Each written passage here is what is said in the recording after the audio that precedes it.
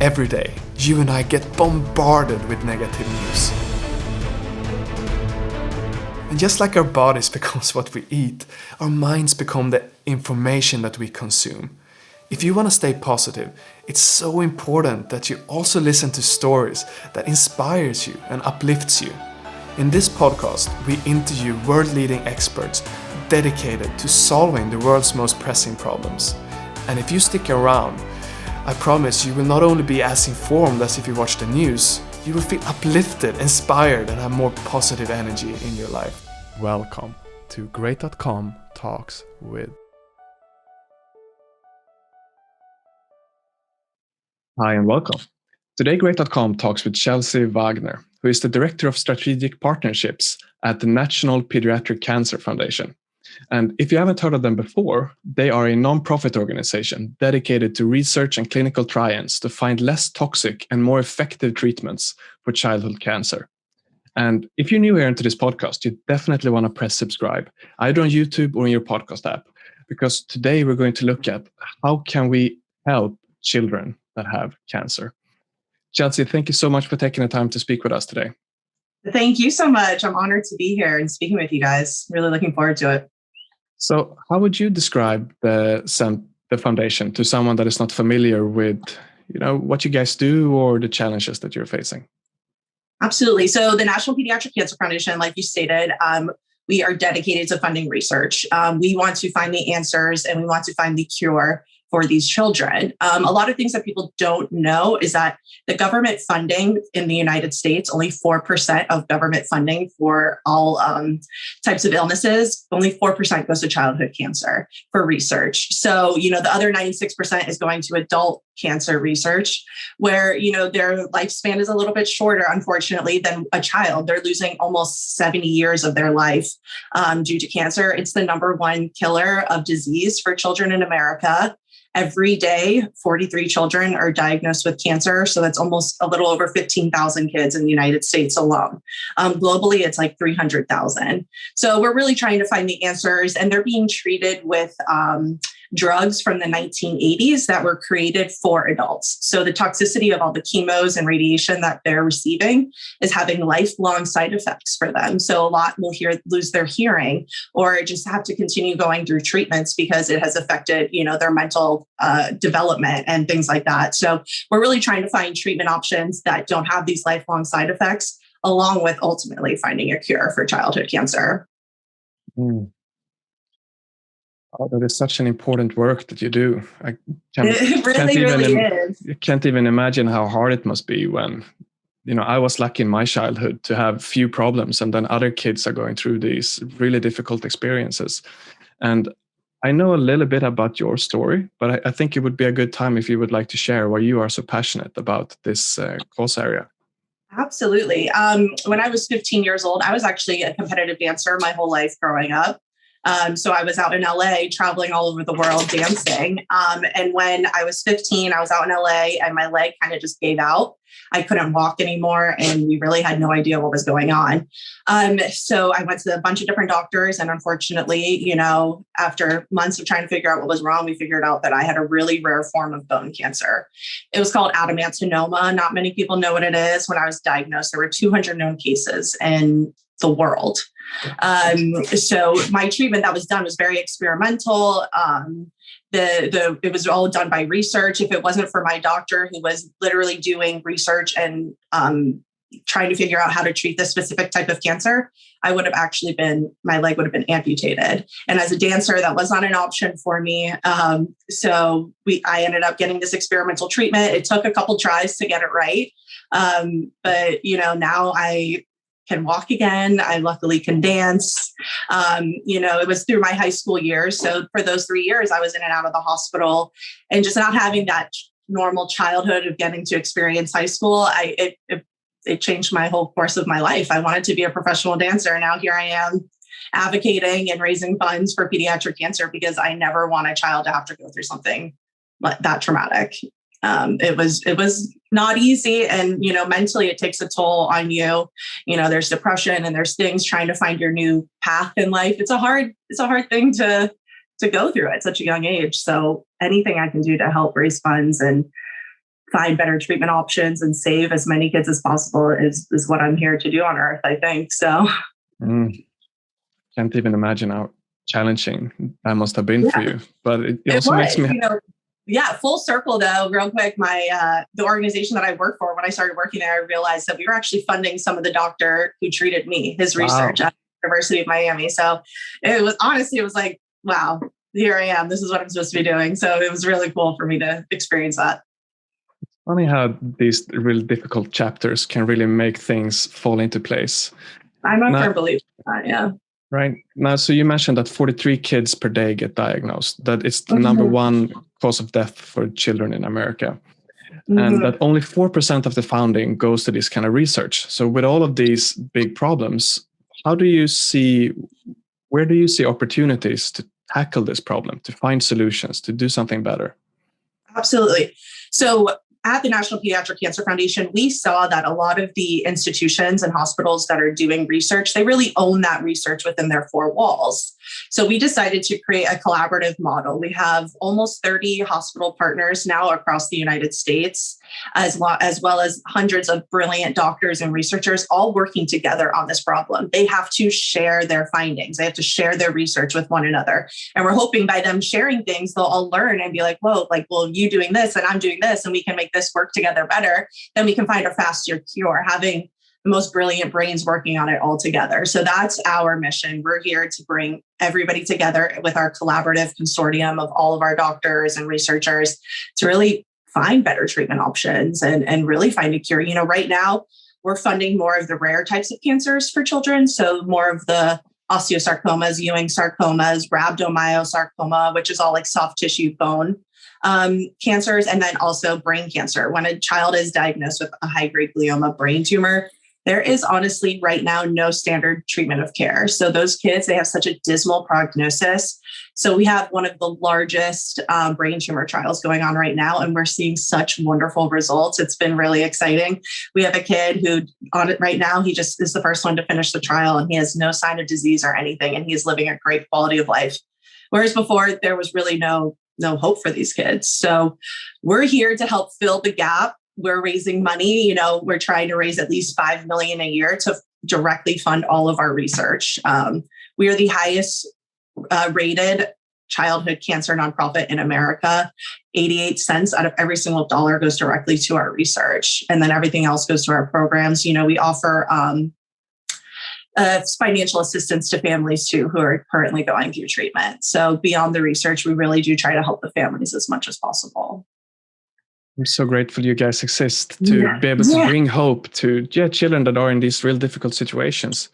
So help me understand, you wrote on your website that current pediatric treatment is not working. And then I'm wondering, is that because the research are in silos, like you mentioned, or is it because people get side effects, or maybe because there are not enough treatments available? What do you see as the biggest challenges in this field? I would bet the treatments are just completely outdated. There has been only 10 new drugs since 1980 for children cancer, and there has been hundreds for adults. Wow.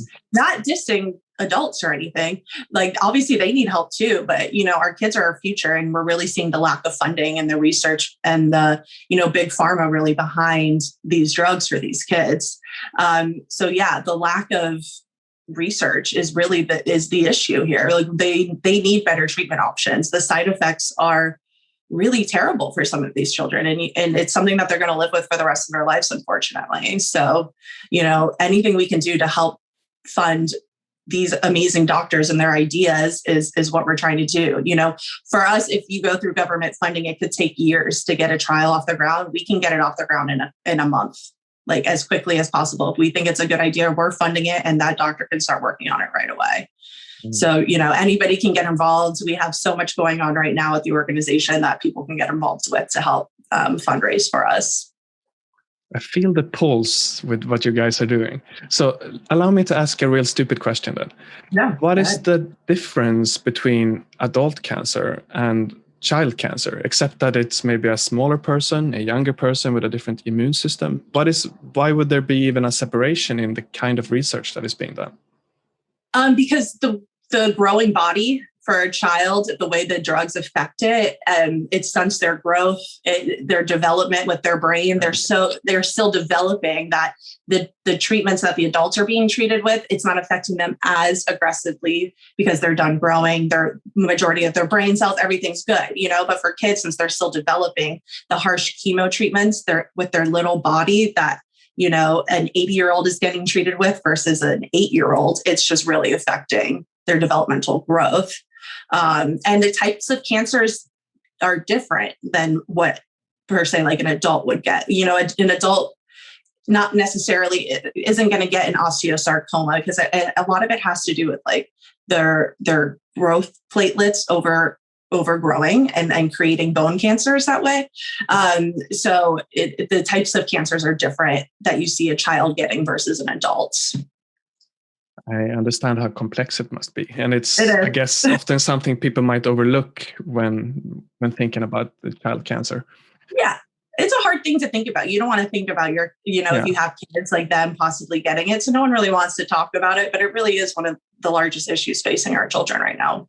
And I assume there must also be a lot of challenges for a child when it comes to their social circles, their families. There must be so much complexity going on with the family. Is there any development happening in that area? Yeah, I mean, it's hard to see a family going through it. They luckily, nowadays, I think with Facebook and the social connection between everybody, it's a little bit not easier, but they can connect. There's Facebook groups for people to connect and oh, my child's going through this type of cancer. And they can, rely on one another. Like, oh, what did you do for your kid going through this? Like, it really is wonderful to see. I'm part of so many of these wonderful groups, like of survivors, and just seeing them share resources with one another. That's honestly something that I've seen as being the most successful for these families. It's easier for them to talk to somebody who's gone through it than just relying on their doctor who's saying all of these scientific words that they just don't understand. It's extremely overwhelming. When I was diagnosed, there was no Facebook, there was nothing, so it was definitely not talked about as much 15 years ago as it is now. And I see it becoming more not mainstream, but a little bit more to the forefront, the issue every single day. So that makes me happy. But yeah, it's hard for these families. It's their whole life just stops. The parents have to stop working. One of them loses their job because they have to be at the hospital 24/7, with their kids. So it's definitely difficult. Yeah, I can imagine. But still good that the world is getting smaller for maybe a child that get diagnosed, that they can find new friends and people that have that thing in common. Absolutely. I really do try to do that too. I have a parent call the other day who their child was just diagnosed with a type of cancer, who I'm actually very close with another family whose child survived that cancer. So I asked them like, hey, can I connect you guys? Like, they really just need someone to talk to. And they're like, absolutely. Like, whatever they can do to help. They want, once their kid overcomes it, they're looking for a way to still help other people. Like you said earlier, I was trying to find meaning in what I went through. So now these families are doing the exact same thing. So it's nice that I'm there, that I can try to connect these other families to work together and, help them through this terrible time. I can really see how important that must be. So help me understand this then. With your organization and with your passion as an individual, what do you hope to accomplish in the next 5-10 years? I would love to see us as like the entity. When people think of a childhood cancer nonprofit, I want them to think of the National Pediatric Cancer Foundation. I want them to learn about our research. I want our research to continue growing. I want to have a research hospital in every single state. And then hopefully we'll go international one day. That's our goal, is we really just want to continue growing and helping as many families and kids and connecting with as many researchers and doctors as possible. But I would like us to go from, raising 5 million a year to 10, 20, 100, being the largest organization for childhood cancer, and then eventually putting us out of business. So we find a cure. That's the goal. For me to lose my job, I guess, but whatever. Yeah, maybe in 100 years' time, people are going to look back and be like, cancer? Didn't you just take that pill or whatever for that? Exactly. That's really what we hope. We know people will always be diagnosed with it, or cancer's not going to go away, but we hope that it's not the word's not so scary anymore for people. So yes, please. So for someone listening to this and they feel maybe as excited as you are to help take positive steps towards the direction of that world. What can they do to help out, spread the word, maybe do some action step themselves? Absolutely. We are always looking for people to help spread awareness and raise funds for us. So right now we actually have something going on that's called our 43 challenge. We're asking people to donate in honor of the 43 children that are diagnosed with cancer every day. It was going from April 3rd, which is 4/3, to April 30th, which is 4/30, on all in this, the number of 43. So donate $4.30, $43, $430, whatever you can, to honor these children who today are going to hear the words that unfortunately you have cancer. So you can go to our website. It's www.nationalpcf.org. You can learn more. Follow us on social media as well. We're really active, so people can help share our messaging and our mission by sharing our posts. We're at Pediatric Cancer on Facebook and Instagram, Twitter. Everything's at Pediatric Cancer. Beautiful. And I have one final question for you, Chelsea. Yeah. Mm-hmm. If you could send a message to someone that just have been diagnosed with childhood cancer, what would you like to tell them? I would like to tell them that I know it may be scary right now, but you will get over this, and you will be healed, and you'll find a new passion and mission in life. Use this terrible thing that you're going through as a catalyst to help push you forward with, what your mission and what your message is and your branding as an individual. This is something I'm super passionate about, and I hope that I can just be a beacon of hope for people. It's been 16 years for me.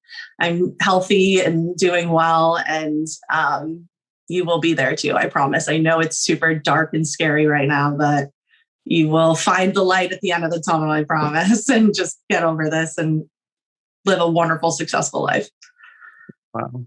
The way you think about this and inspire and live your life, that is, it's really beautiful to watch. Thank you so much for being yourself and taking the time to speak with Great.com today. We very much appreciate it. I appreciate it. Thank you guys so much. Thank you. And for you listening, if you enjoyed this episode, press subscribe on YouTube or in your podcast app, because that will show the algorithms that this is an important conversation, so more people can learn what we can do to take steps towards a world where there is no child cancer. Thank you so much for listening, and we'll see you in the next episode. What is Great.com? That is the most common question that we get. And the shortest answer I can give you is that we are a company that is moving money from the online casino industry and donates it to charities that is helping the environment. The long answer, unfortunately, I don't have time to tell you today. But if you're curious, definitely Google what is Great.com to learn more.